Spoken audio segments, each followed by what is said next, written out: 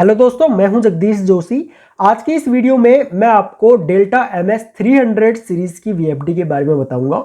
इसके कनेक्शन मैं आपको बिल्कुल आसान भाषा में समझाऊंगा और अभी हम लोग सभी VFDs के मैनुअल से इनके कनेक्शन सीख रहे हैं और जब ये सीरीज हम लोगों की कंप्लीट हो जाएगी उसके बाद हम लोग इन सभी VFDs के प्रैक्टिकली कनेक्शन सीखेंगे। ओके, बाकी अगर आप लोग RLC, PLC, VFD, HMI, SCADA, AutoCAD, electrical इनके कोर्सेस अगर आप लोग बिल्कुल बेसिक टू एडवांस अगर करना चाहते हो तो आप लोग हमारी वेबसाइट या फिर एंड्रॉयड ऐप से कोर्सेज ज्वाइन कर सकते हो। बाकी कोर्सेज से रिलेटेड अगर आप लोगों को कोई भी डिटेल चाहिए तो आप लोग इस नंबर पे कांटेक्ट कर सकते हो हमें, और कोर्सेज के लिंक आपको इसी वीडियो के नीचे डिस्क्रिप्शन में मिल जाएंगे। अगर हम लोग VFD के पावर के कनेक्शन की बात करें तो VFD के पावर के कनेक्शन में 3 पार्ट होते हैं। ओके, एक तो हमारा इनपुट वोल्टेज जो हम लोग VFD को 3 फेस इनपुट देते हैं। अगर 3 फेस की VFD है तो 3 फेस इनपुट देंगे, अगर सिंगल फेस की VFD है तो सिंगल फेस इनपुट देंगे, वहां पे सिर्फ लाइन और न्यूट्रल होगा। अगर 3 फेस की है तो आपका RYB जो भी आ रहा होगा वो हमारा RST पे कनेक्ट होता है। कुछ VFD में आपको RST लिखा हुआ मिलेगा, कुछ VFD में आपको L1, L2, L3 इस तरीके से लिखा हुआ मिलेगा। एंड उसके बाद सेम आउटपुट साइड होती है हम लोगों की, जहां पे T1, T2, T3 या फिर UVW इस तरीके से ये लिखा हुआ मिलेगा आप लोगों को। एंड जो हमारी इंडक्शन मोटर है उसके तीनों तार हम लोग अपने यहाँ पे T1, T2, T3 पे कनेक्ट कर देंगे, और एक अर्थिंग का यहाँ पे टर्मिनल रहता है, जो कि जो भी आपके मशीन में जो अर्थ आ रहा होगा, ठीक है, जो अर्थिंग की वायर आ रही होगी वो आप लोग यहाँ पे इस टर्मिनल पे कनेक्ट कर दोगे, ठीक है, और अपनी मोटर को कनेक्ट कर दोगे तो ये यहाँ पे अर्थिंग की यहाँ पे कनेक्शन हो जाएंगे। उसके बाद एक ब्रेकिंग के टर्मिनल होते हैं। अगर आप लोग यहाँ पे ब्रेकिंग रजिस्टर्स वगैरह इनको यूज करना चाहते हो तो आप लोग ब्रेकिंग के लिए ये DC प्लस और यहाँ पे मतलब 1+, 2+ इनको आप लोग यूज कर सकते हो इन टर्मिनल्स को। ओके, तो ये हो गया हम लोगों का। एंड उसके अलावा कुछ कंट्रोलिंग के टर्मिनल्स भी होते हैं। आप लोगों ने देखा होगा लास्ट जो मैंने वीडियो बनाया था सीमेंस का, उसमें मैंने आप लोगों को बताया था कि अगर आपकी VFD में कोई भी अलार्म जनरेट होता है या फिर अगर आपकी VFD में कोई भी एरर जनरेट होता है तो उस केस में क्या होता है, जो भी आप लोगों ने कंट्रोलिंग जो कर रखी होगी VFD को पावर देने के लिए, अगर आप मान के चलो आपने किसी कॉन्टैक्टर से VFD को अगर आप लोग ऑन कर रहे हो तो उस केस में क्या होगा, आप लोग इन कंट्रोलिंग के टर्मिनल्स को यूज कर सकते हो। VFD में कोई भी एरर आएगा तो क्या होगा, आपका वो कॉन्टैक्टर ऑफ हो जाएगा। कॉन्टैक्टर ऑफ हो जाएगा तो आपकी VFD की पावर जो है वो कट हो जाएगी। इन केस मान के चलो कोई भी फॉल्ट आता है, आपकी VFD में कोई भी बड़ा फॉल्ट आने वाला हो तो उससे VFD को बचा सकते हो आप लोग। अब अगर हम लोग कंट्रोलिंग की बात करें, ओके, वो तो हो गया हम लोगों के पावर के कनेक्शन। अगर हम लोग कंट्रोलिंग के कनेक्शन की बात करें तो सबसे ऊपर यहाँ पे हमको 2 टर्मिनल मिलते हैं +24 वोल्ट के, ठीक है। एंड उसके बाद हम लोगों को यहाँ पे MI 1, 2, 3, 4 यहाँ पे 7 तक यहाँ पे हम लोगों के पास 7 टर्मिनल्स है। एंड ये जो टर्मिनल्स हैं हम लोगों के, इन टर्मिनल्स में हम लोग अपना डिजिटल इनपुट कनेक्ट करेंगे।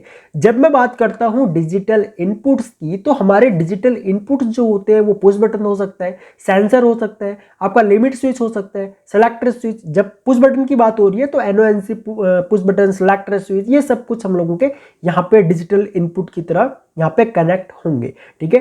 एंड उसके अलावा हम लोगों के डिजिटल आउटपुट भी होते हैं कुछ। अब यहाँ पे देखो, एक तो हमको मल्टी फंक्शन रिले यहाँ पे दी हुई है। अगर आप लोग इस मल्टी फंक्शन रिले को भी यूज करना चाहते हो तो आप लोग RA, RB और RC इनको आप लोग यूज कर सकते हो। ये जैसे नॉर्मल हम लोगों का एक रिले होता है कॉमन टर्मिनल, ये RC ये कॉमन है, ये NC है और ये एनोड टर्मिनल है। ओके, एंड ये multi function output frequency terminal है, ठीक है। यहाँ पे आप लोग कोई भी आपका अगर लोड वगैरह है उसको आप लोग कनेक्ट कर सकते हो। ये हम लोग इन फ्यूचर में जब प्रैक्टिकल लेक्चर लेके आऊंगा आपके लिए तो वहां पे मैं आप लोगों को समझाऊंगा।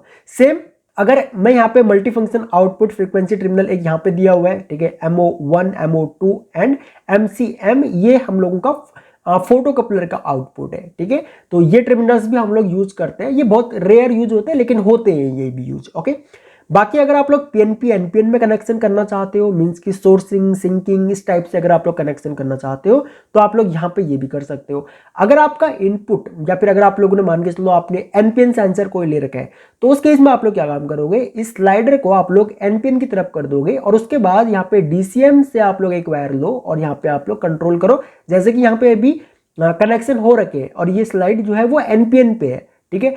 और ऐसे भी कर सकते हो, अगर NPN सेंसर है तब भी ऐसे ही कनेक्शन होंगे क्योंकि NPN सेंसर से हम लोगों को 0 वोल्ट फीडबैक मिलता है।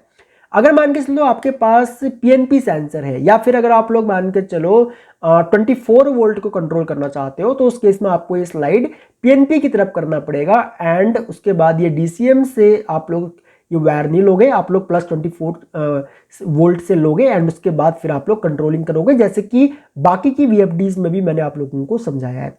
उसके अलावा यहाँ पे DCM प्लस 24 वोल्ट S1 और S2 ये टर्मिनल्स कुछ दिए हुए हैं, ठीक है। यहाँ से अगेन प्लस 24 वोल्ट मिलेगा हम लोगों को।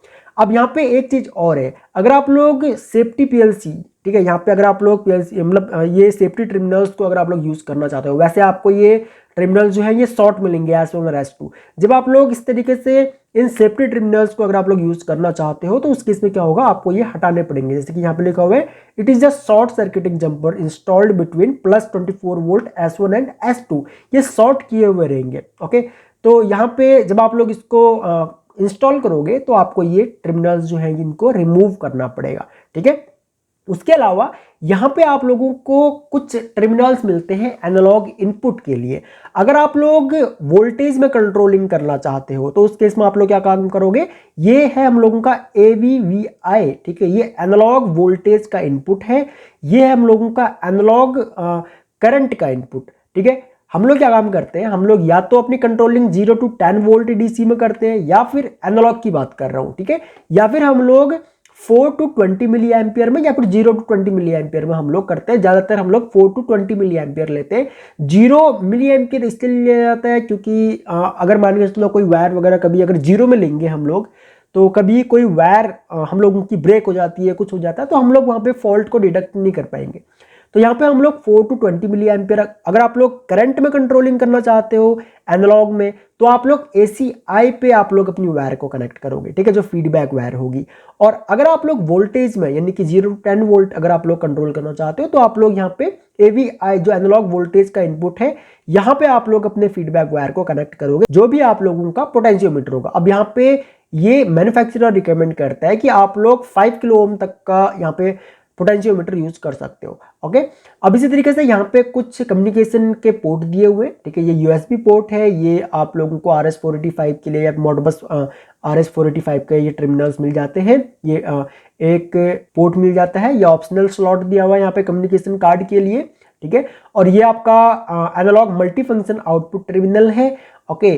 तो अगर आप लोग वोल्टेज या करंट जैसे भी आपका एनालॉग आउटपुट आप लोग कंट्रोल करना चाहते हो, वो आप लोग कर सकते हो। ये यहाँ पे एक स्लाइडर दिया हुआ रहेगा आप लोगों को, वोल्टेज और करंट जो भी आप लोग सेलेक्ट करना चाहते हो। वोल्टेज सेलेक्ट करना चाहते हो तो आपको स्लाइड इधर करना पड़ेगा, करंट करना चाहते हो तो इधर करना पड़ेगा, ठीक है। इन टर्मिनल्स के बारे में मैंने आप लोगों को बता ही दिया। तो इस तरीके से हम लोग कनेक्शन करते हैं अपनी डेल्टा MS300 VFD की। तो ये तो हो गया, हम लोगों ने मैनुअल से इसके डायग्राम से हम लोगों ने कनेक्शन समझ लिए। इन फ्यूचर इसका मैं प्रैक्टिकल लेक्चर भी आप लोगों के लिए लेके आऊंगा। सो इस वीडियो लेक्चर में इतना ही गाइस, थैंक्स फॉर वॉचिंग। मिलते हैं अपने नेक्स्ट वीडियो लेक्चर में।